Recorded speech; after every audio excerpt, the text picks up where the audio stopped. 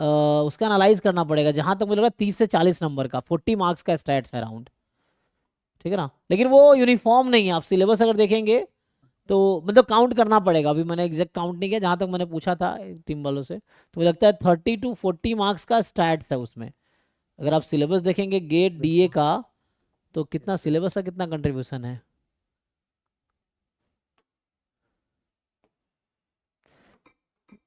Gate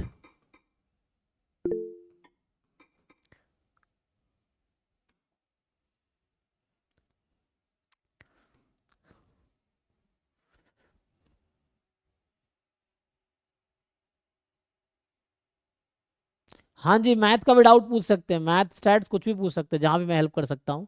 तो ये data science and art है ना, इसमें देखिए पूरा हमारा ये स्टैटिस्टिक्स पोर्शन हो गया, प्रोबेबिलिटी स्टैटिस्टिक्स, ये linear algebra, calculus optimisation. I think total मिला के स्टैट्स ही नहीं, टोटल मैथ्स पोर्शन 40 मार्क्स का एक्चुअली, जो काउंट किया था उस दिन।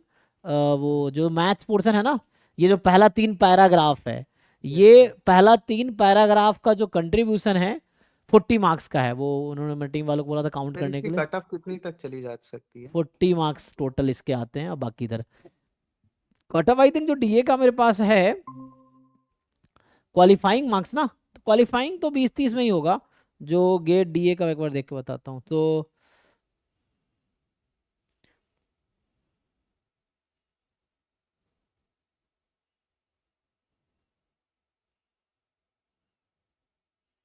इसका जो कट ऑफ रहा है गेट डीए का पिछली बार, जनरल का 30, अच्छा इसका बहुत हाई है, तो इसका जो कट ऑफ है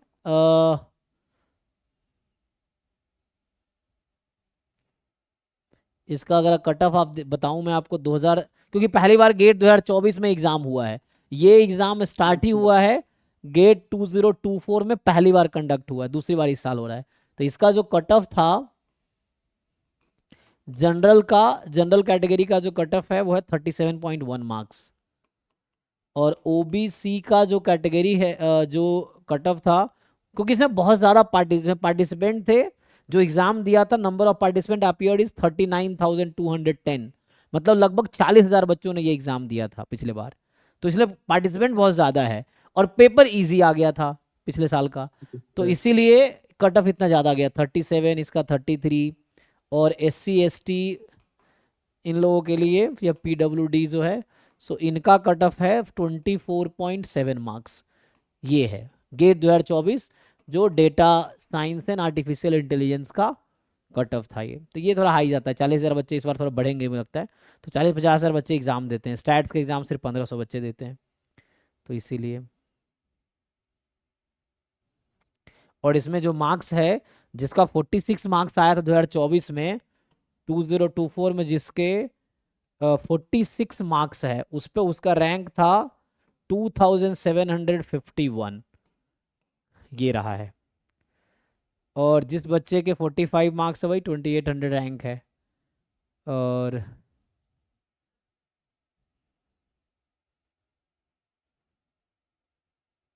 यही है ना। Yes sir. ठीक। ईडब्ल्यूएस का भी ओबीसी जितना ही जाता है? EWS का आई थिंक अलग से नहीं दिया था, हाँ अलग से क्यों नहीं दिया है। I think EWS OBC, OBC क्या तो एक ही जैसा होगा, या जनरल में ही काउंट होगा वो EWS वाला भी। अलग से EW ना ना है, ओबीसी EWS एक साथ है, ओके। हाँ, सर EWS एंड ओबीसी का सेम कट ऑफ है। सर एक चीज पूछनी है, जैसे हम लोग हाँ, गेट से स्टैटिस्टिक्स से देते हैं, वो और इसमें ज्यादा बेटर कौन है?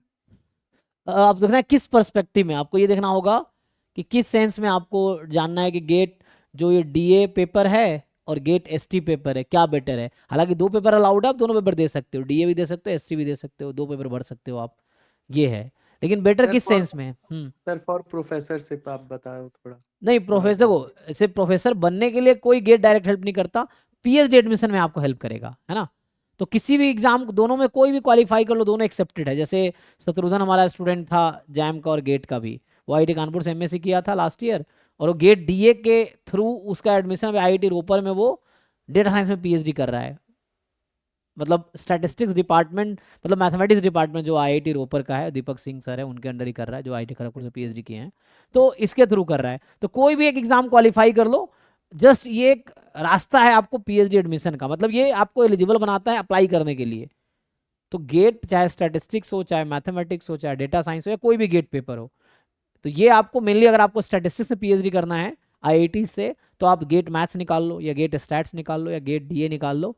ये तीनों एक्सेप्टेड है, बाकी भी एक्सेप्टेड है पीएचडी स्टैटिस्टिक्स करने के लिए आईआईटी, किसी भी आईआईटी से, जो कि आईआईटी मैथमेटिक्स डिपार्टमेंट कराती है, सब सर एक्सेप्टेड ऐसा है। भी होता है क्या कि जैसे जो कट ऑफ निकाल लेते हैं उसके बाद भी पीएचडी ना मिले गेट? हाँ, ऐसा भी हो सकता है, क्योंकि पीएचडी इसके बेसिस पे नहीं मिल रहा है। ये आपको गेट क्वालिफाई करना बस एलिजिबल बनाता है आपको, कि आप अप्लाई कर सको एग्जाम के लिए।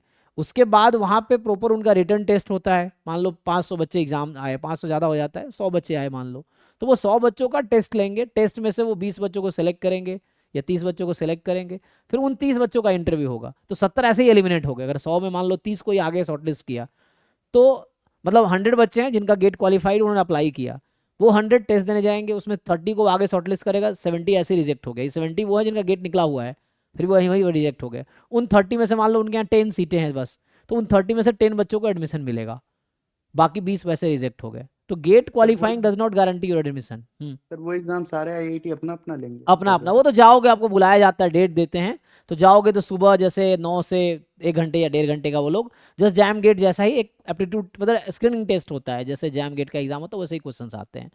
फिर उसके 1-1.5 घंटे का होता है, वो आपको टेस्ट लेके, फिर उसके बाद उसी समय आधे घंटे में आपको रिजल्ट डिक्लेयर कर देते हैं कि किस बच्चों को आगे शॉर्टलिस्ट किया गया इंटरव्यू के लिए। जिनको इंटरव्यू के लिए शॉर्टलिस्ट किया गया वो रुको, बाकी घर चले जाओ। ये है। अब उनका उसी टाइम इंटरव्यू शुरू हो जाता है 11-12 बजे, फिर शाम तक सबका इंटरव्यू खत्म भी हो जाता है। इस तरह से अलग अलग पैनल्स भी होते हैं, तो मतलब एक एक दिन में सारा प्रोसेस हो जाता है। सर एनआईटीज भी क्या स्टैट से पीएचडी हाँ, कराती है? एनआईटी भी कराती है, क्योंकि देखो